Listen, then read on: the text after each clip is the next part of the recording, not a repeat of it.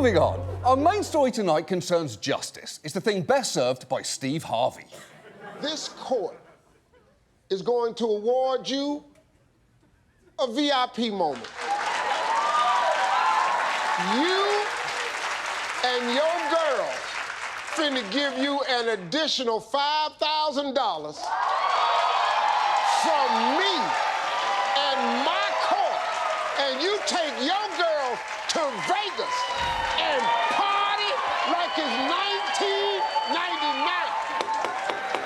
That's my verdict, and that's how I see it. Incredible, right? Just top to bottom great, from awarding a woman a VIP moment, as if that phrase means anything, to the entire gallery clapping for the plaintiff, including the defendant, by the way, to demanding she organise a vacation with all of her friends, every Google Calendar's nightmare.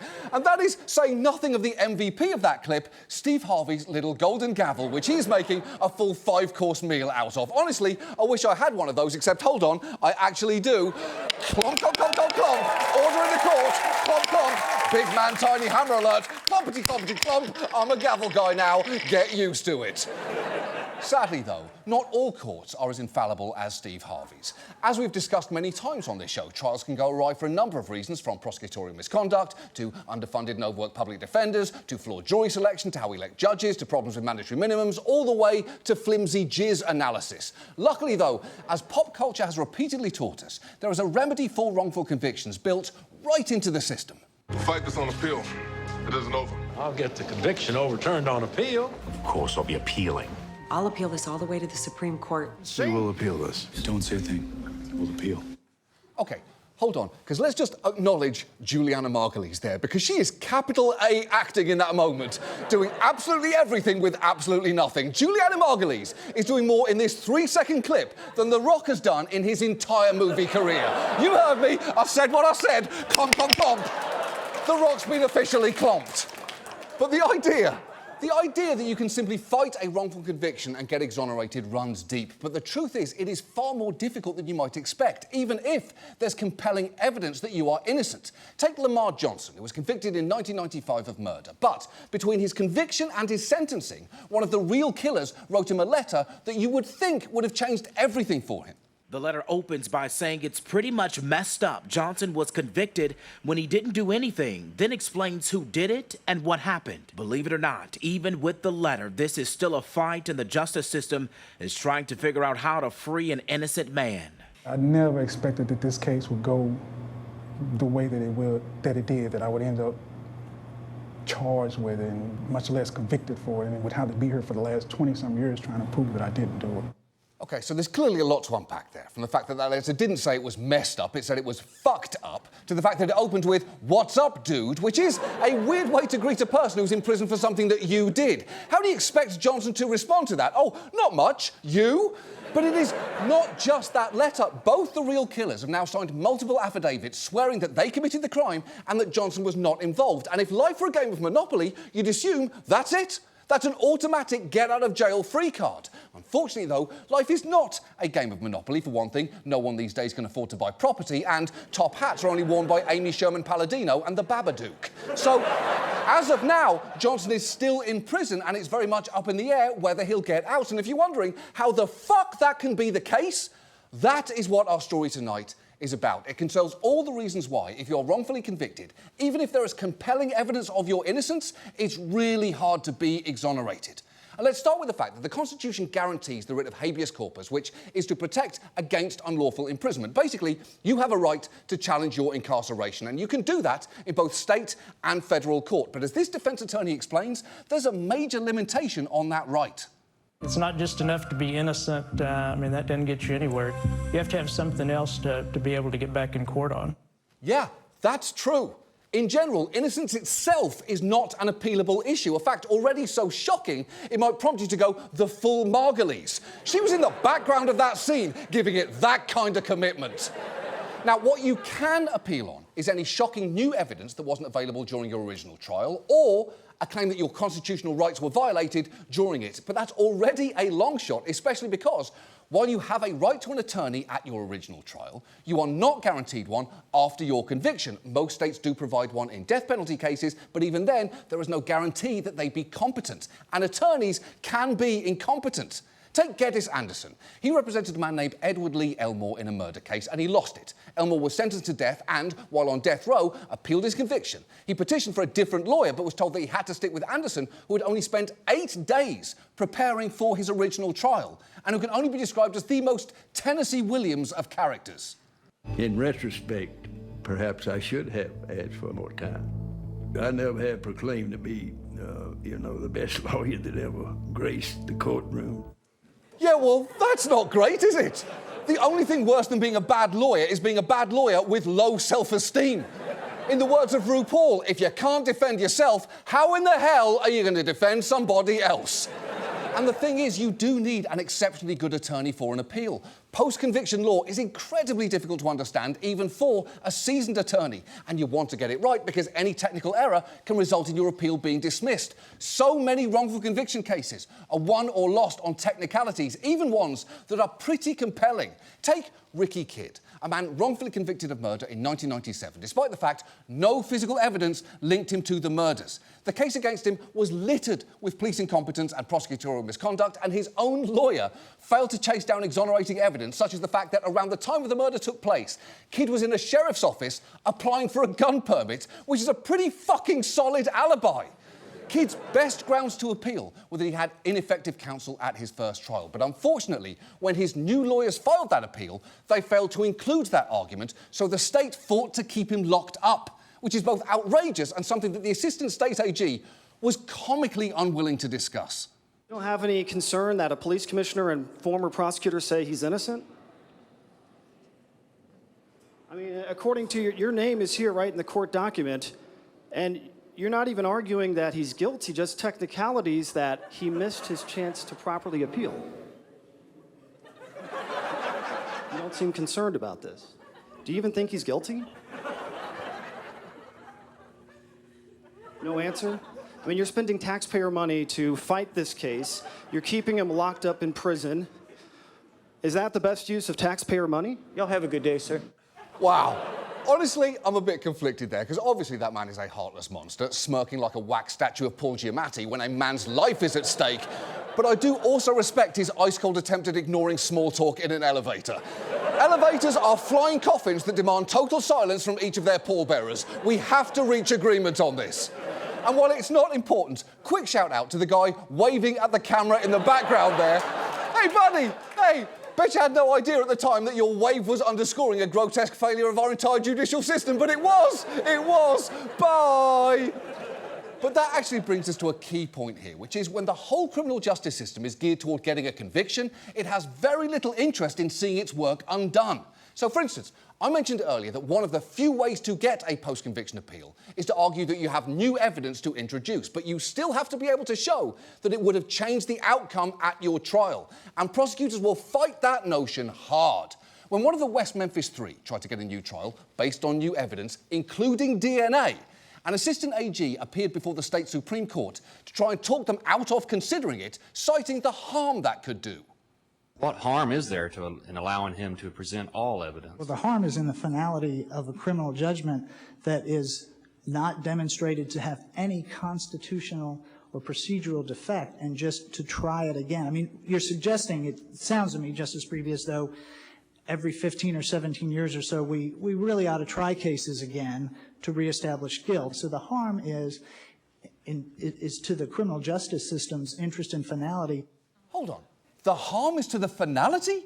But if the final decision could be wrong, you should want to make sure that you get it right. There's a reason that La La Land didn't just keep the Oscar after Faye Dunaway and Warren Beatty skin-smiled their way through that mistake.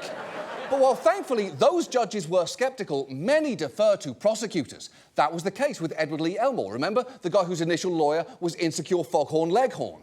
The key evidence against him were hairs at a murder scene that police claimed were of African-American descent. But there were no photos of those hairs at the scene, which was already suspicious, and the state later found a box of evidence previously claimed to be missing by police that contained Caucasian hair recovered from the victim's body during her autopsy. But when the judge was presented with this pretty important new information, He simply wasn't interested. This is a completely different case than what the jury heard. If this is not enough to grant somebody a new trial, then when is post-conviction relief ever appropriate? Unexpectedly, rather than adjourn and read the filings before ruling, Judge Kynard issued his decision on the spot. All motions are denied. Oh, it gets even worse, because that judge went on to say that obviously the evidence should have been disclosed to counsel, but as far as impacting the original verdict, I don't think it would have. And in closing, he said, "Good luck to everybody, I'm out of here." Which is a terrible way to wrap up a court proceeding. The best, of course, being this. That's my verdict, and that's how I see it. Absolutely unimpeachable. But the thing is, a quick ruling like that is not remotely unusual. Many times, appeals judges will just sign the state prosecutor's documents without even changing the heading. One study looked at post-conviction appeals in the largest county in Texas and found judges adopted the prosecutor's findings verbatim in 96% of their rulings. And if at this point, it seems like our whole system is set up to preserve its process, even at the cost of human life, well, during one death row appeal before the Missouri Supreme Court, for this man, Joe Amrine, one assistant AG basically admitted as much. You're suggesting if we don't find there's a constitutional violation, then even if we find that Mr. Amrine is actually innocent, he should be executed? The U.S. Supreme Court... I'm asking, is that what you're arguing? That's correct, Your Honor. Holy shit! You know you are on the wrong side of an argument when you're asked, should innocent people be executed? And you say, that's correct, Your Honor. That's the kind of question that only has one right answer, like, is the Queen dead? The obvious answer to that being, yes, absolutely. She's been dead since 2007, and it's a good thing. It's a good thing. It's a good thing. Order in the court. Order in the court. And so far, everything we've discussed has been at the state level. But what about if you appeal up to the federal court? Well, in some cases, they do step in to overturn egregious convictions. But as this defense attorney will tell you, that's very much the exception. We all understand that the role of an appeals court is to get it right, and if it gets it wrong, then it will be fixed down the road in the system. That's the belief that we all have in the system. If some court gets it wrong, another court is going to come along and set it right. Federal courts can only grant relief if a state court was unreasonably wrong, was so wrong that no other judge, no other fair-minded judge could possibly agree with the state court. That's an incredibly high bar. Yeah, it really is, because no fair-minded judge could possibly agree is a hugely high bar to clear. Reasonable people disagree all the time on issues like which way the toilet paper roll should go, or how a tortoise would wear clothes. Is it over the shell or under the shell? There's a vibrant discussion to be had here. There will be dissenting voices. The truth is, federal courts' hands are tied pretty tightly by something called AEDPA. It stands for the Anti-Terrorism and Effective Death Penalty Act. It was passed in the 1990s in the wake of the Oklahoma City bombing, and at the time, the justification for it was we cannot let terrorists like Timothy McVeigh or any prisoners on death row appeal their cases endlessly. Here is the argument back then in a nutshell. What about the fact that many of them now sit on death row for years and years and years with access to libraries and computers and everything they could possibly need so that they continue to drag out this process? There's got to be an end to it. OK, that's actually an even worse argument than it seems, because remember, this was 1995. The only thing computers were good for back then were Minesweeper and still images of Cal Ripken Jr. I'm guessing that in 1995, if you typed post-conviction habeas corpus appeal into Lycos.com, your hard drive would spark into a full-blown house fire. So prisoners sometimes having access to computers clearly wasn't the real problem here. And although AEDPA sounds like it only applied to terrorists and death row inmates, it applies to everyone. And in addition to that high bar that gutted federal review of state convictions, it also imposed a strict one-year deadline to file a federal appeal once your conviction is finalised, which I know might sound like a lot of time to you, but it really isn't. A federal appeal is a massive undertaking, often involving doing new research, speaking to experts, witnesses, previous attorneys, and investigators. 1 year cannot be enough, as proven by the fact that post-AEDPA, the deadline had been missed at least 80 times in death row cases. 80 times! Death row prisoners went to the trouble of filing an appeal only to be told, sorry, too late, it doesn't count. And even when filings do come in on time, That high bar means that they're less likely to be successful, to the point that while before AEDPA, 40% of death row defendants succeeded in getting their verdict or sentence overturned in federal court, a decade after it, that rate had dropped to just 10%. And I will say this, there was one senator who saw all of these problems with AEDPA pretty clearly at the time, and he warned against what might happen. This just doesn't make sense, in my view, Mr. President, as a practical matter or as a matter of principle. We should not, in our haste to hurry up executions, lose sight of our commitment to constitutional values.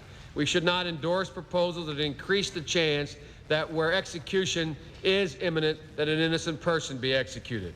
We should not, I believe, sacrifice certainty in the name of speed or fairness in the name of vengeance. Yeah, pretty good, right? Pretty good. I know it is weird to see Joe Biden actually on the right side of a criminal justice issue in the 90s. It's like watching home movies and seeing your bitterly divorced parents passionately Frenching at each other. It's just hard to imagine a world where that ever happened. So enjoy that feeling for just a moment. Are you enjoying it? I really hope you are. Because now I have to tell you that Biden actually voted for the bill in the end. And you don't get to be surprised by that. The guy is who he is. And all of that brings us to today, where many wrongfully convicted people are still locked up with a racially disproportionate impact. Innocent black people are about 7 times more likely to be convicted of murder than innocent white people. And at the same time, those who actually committed the crimes are still at large, as the Philly DA points out. Justice means that you try to do things that are proportional and you try to do things that are accurate. If you're trying to do things that are accurate, that means you do not want the guilty person who got away to continue to get away. And you also don't want the innocent person to stay in jail, because that ain't right. I mean, duh. Yeah, he's right. Fucking duh. You've probably already been screaming that at your TV for the last 15 minutes, along with talk a bit slower and this guy's a furry, right? And that's my business, but I will say this, the clues are all there.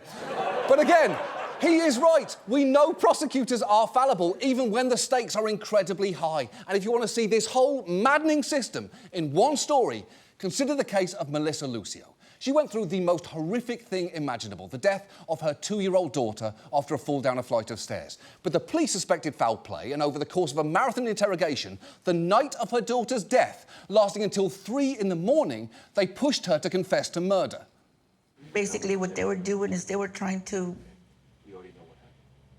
make me admit that I was the one responsible for her fall. And I kept telling them that I hadn't hurt my daughter, and they were very vulgar, very, very rough, very persistent. This is your chance to set it straight, because right now it looks like capital murder. Right now it looks like you're a cold-blooded killer. Now, are you a cold-blooded killer? No, I'm not. Or were you a frustrated mother who just took it out on her? We know somebody did it. We're trying to find out who did it. Listen, look at me. It happens. Okay? We all make mistakes. We all make mistakes. We all get upset. We already know what happened. We already know what happened.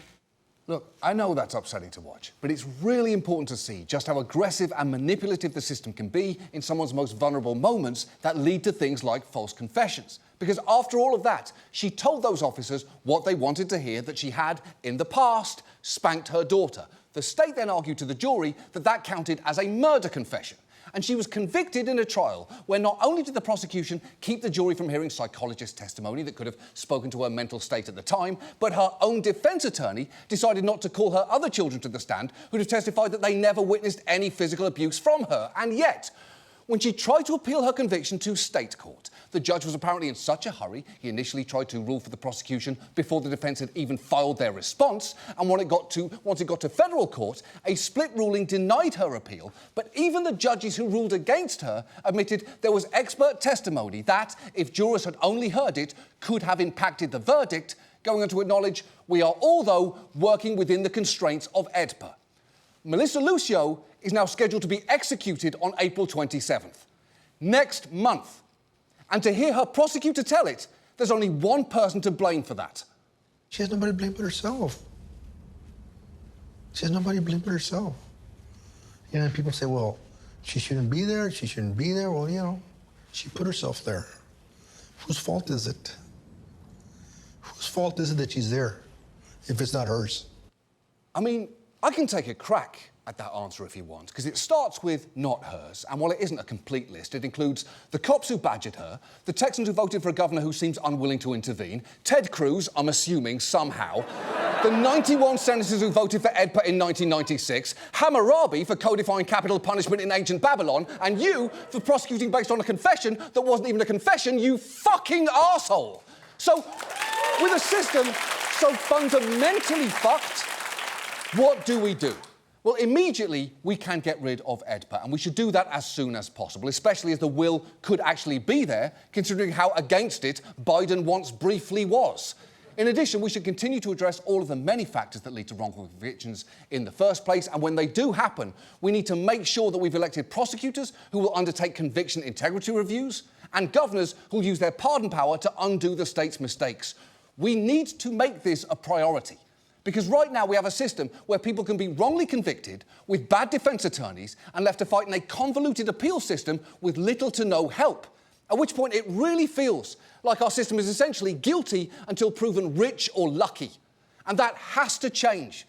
Because we cannot keep letting the most vulnerable be casualties of a system that cares more about quick and final decisions than actually correct ones. That is my verdict, and that's how I see it. Clomp, clomp, motherfuckers. Clomp, clomp.